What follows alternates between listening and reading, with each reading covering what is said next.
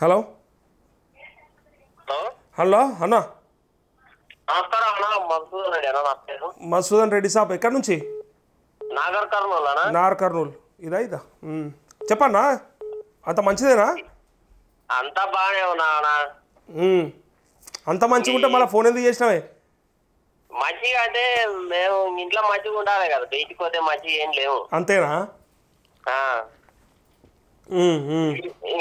ఇంకా రుణమాపేడేది గోవింది అయిపోయింది మాకు. నీకు ఎంత ఉంది లోను? నాకు ఇంచుమించు నాకు మా భార్యకు 7 లక్షలు ఉందన్నా. అయితే 5 లక్షలు కట్టినా. నువ్వు 5 లక్షలు కట్టినావా? కట్టినా. నిజంగా కట్టినావా? కట్టినానా? ప్రూఫ్ ఉందా నిదా? ఉంది అన్నా. ఏం ప్రూఫ్ ఉన్నా చెప్పు. కట్టింది రిసిప్ట్ ఉందా? ఉంది. మళ్ళా మేమేం చేసినామంటే మళ్ళా నెల పోయి మళ్ళా తెచ్చుకున్నాం. ఉన్నవాసం చెప్తున్నా. గట్ల చెప్పు. మరి మళ్ళీ తెచ్చుకున్నావు కదా. నేను అనేది కట్టినా అంటే మాత్రం అంటే వీళ్ళు ఇప్పుడు ఫస్ట్ లో కట్టుకోరు అన్నారు మమ్మల్ని. అవును. ఇప్పుడు ఎప్పుడంటే ఇంచుమించు 5 నెలల కిందనో 6 నెలల కిందనో కట్టినాం. అదే కట్టినావు. కానీ ఇప్పుడు మళ్ళీ 5 లక్షలు కడితేనే 2 లక్షలు మాఫీ వస్తుంది. మరి ఏడాది కట్టాలన్నా. అప్పుడు మిత్తి అయితే ఇప్పుడు మిత్తి ఇంకా వాళ్ళు ఇచ్చేది మాకేం. అట్లా కాదు, ఇప్పుడు కట్టి తెచ్చుకున్నా అన్నావు కదా. మరి కట్టి అంటే వీళ్ళు మా ఊరు టోటల్ గా తెచ్చుకున్నాం మళ్ళా మేము. ఇప్పుడు నేను ఒక్కనే కాదన్నా, మా ఊరు ఇంచుమించు 100 మంది. అట్లా కాదు, ఇప్పుడు వస్తుంది 5 లక్షలు కట్టి తెచ్చుకోగలుగుతావా? వాళ్ళు ఏమంటారంటే 2 లక్షల కంటే లోపల ఉన్న వాళ్ళకి చేస్తామని చెప్తారు.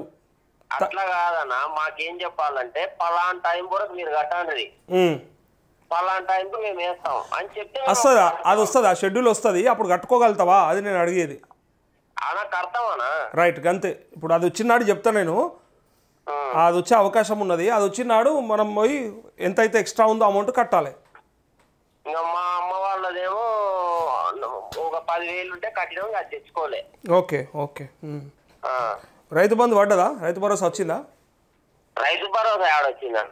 ఎన్ని ఎకరాలు ఉంది నీకు? నాకు 3 ఎకరాల 34 గుంటలు ఉందన్నా. అర్రే, 34 గుంటలు ఎక్కువ ఉన్నదని రాలే.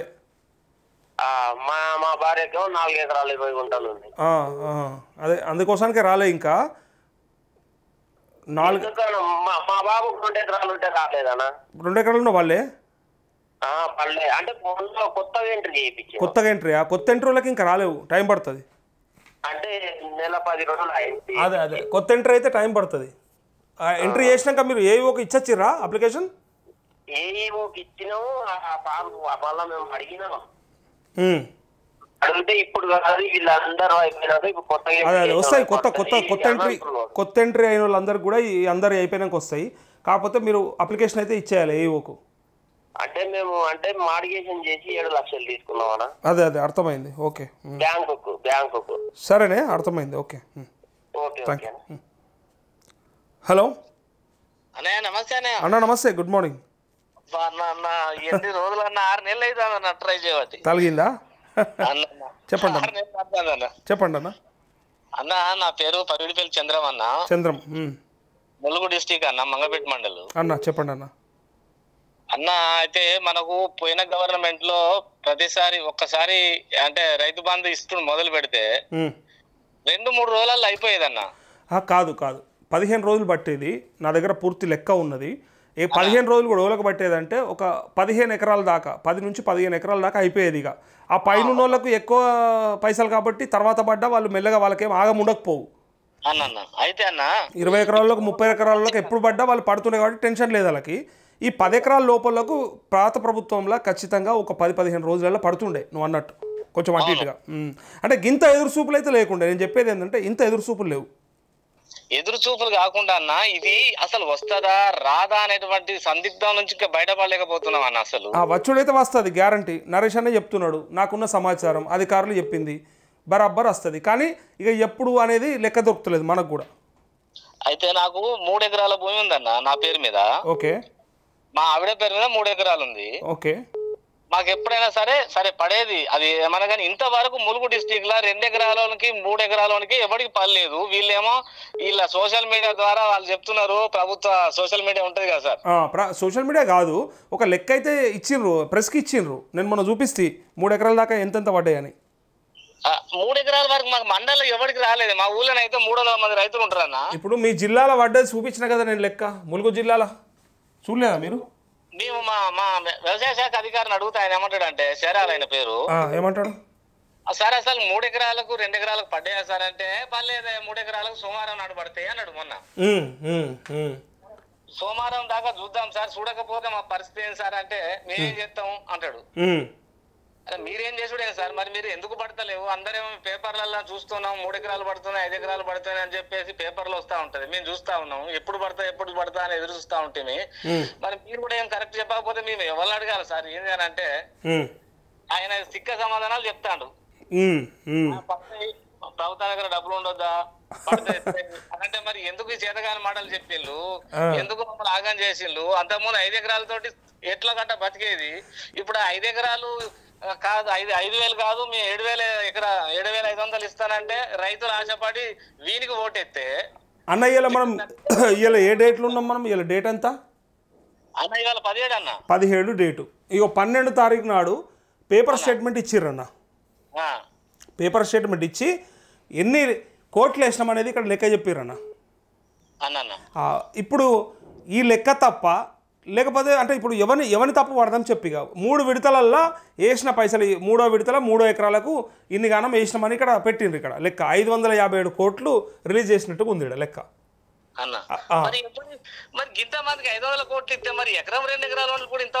కాదు అన్నో 5వ విడత కాదు అది, కాదు మొదటి విడత. ఫస్ట్ విడత అది, 3వది కాదు. 3వ విడతలో 10 లక్షల మందికి 21 లక్షల ఎకరాలకు 1,300 కోట్ల దగ్గర 1,269 కోట్లు జమ అయిపోయినాయని చెప్పారు. డైరెక్ట్ జమ అయిపోయినాయని చెప్తారు. మరి మీకు ఎందుకు కాలేవు ఇంకా?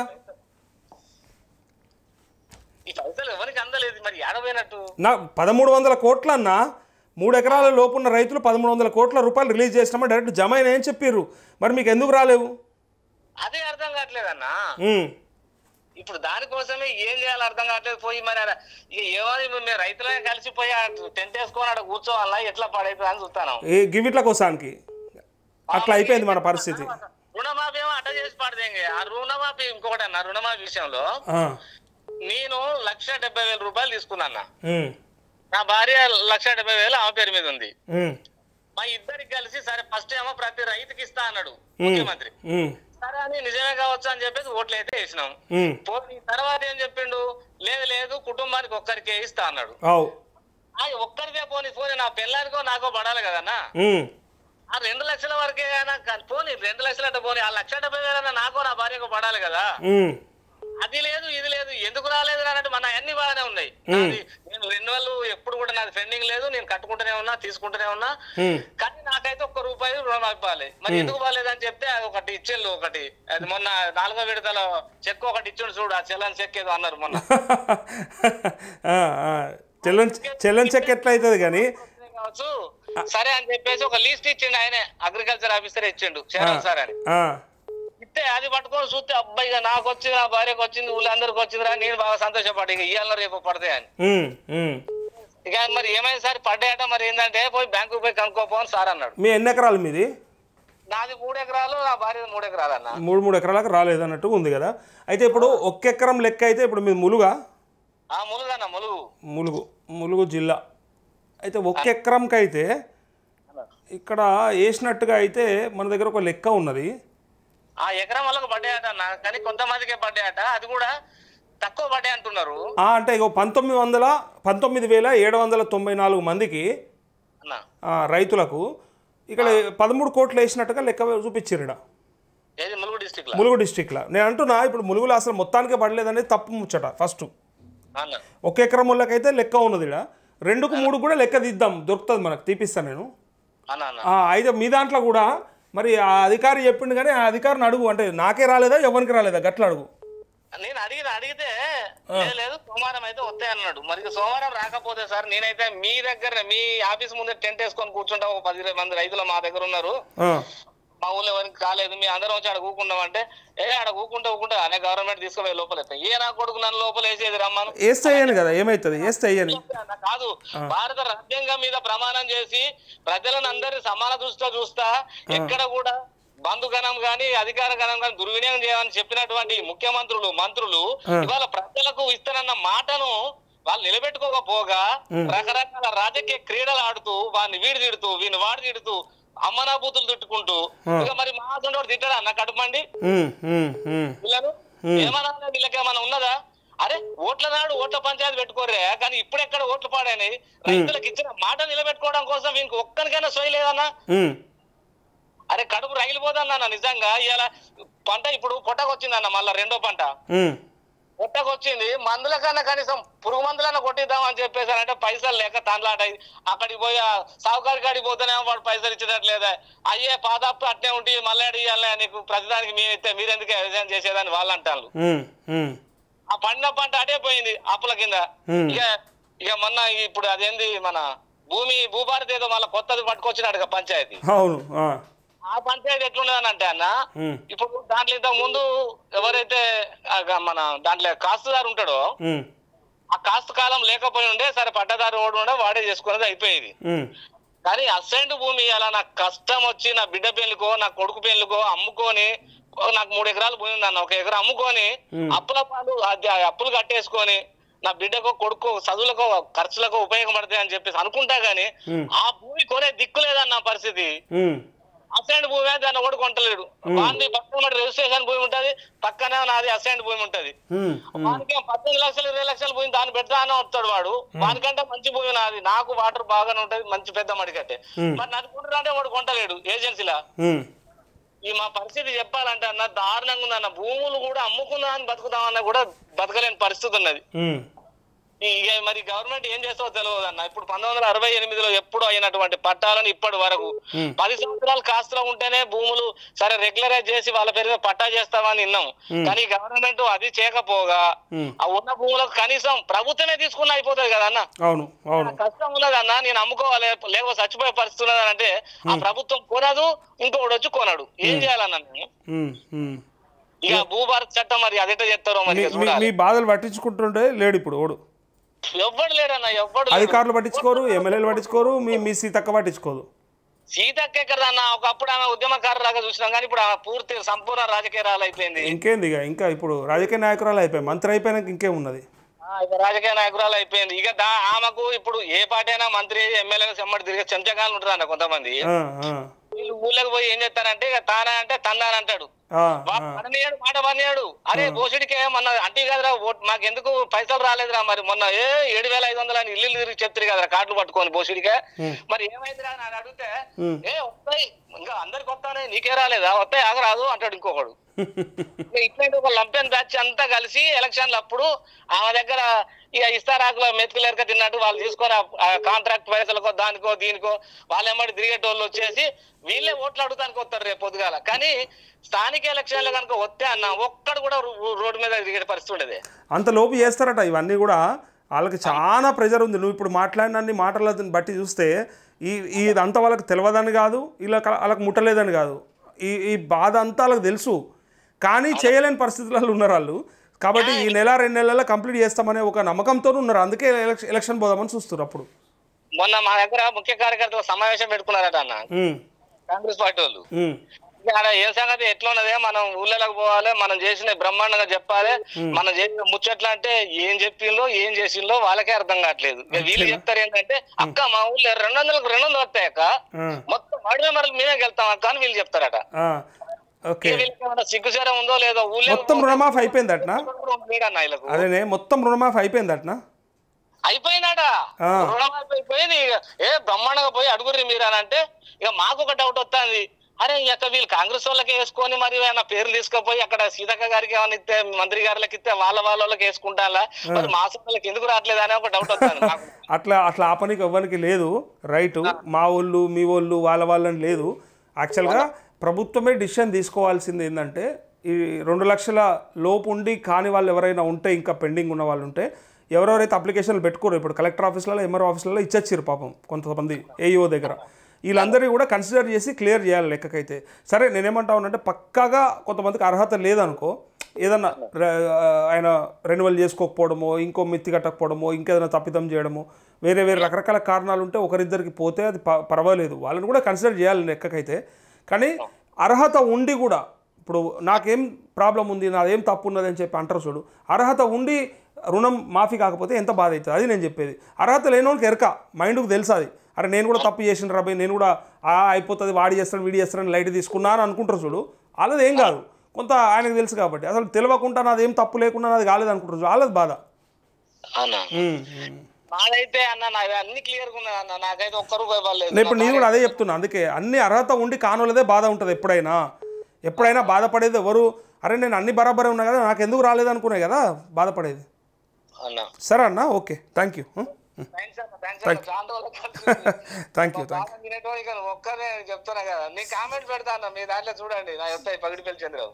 సరే అన్న, thank you. Hello hello hello hello hello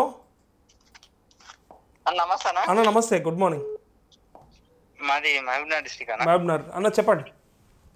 ఇది రైతు బంధం వాళ్ళేదన్న, ఇంకా మాకు 25 గుంటలు ఉంది. కాదు 25 గుంటలు కూడా వాళ్ళే పర్లే అన్న, ఇంకా మొత్తం కలిపి నీకు గంతే ఉందా?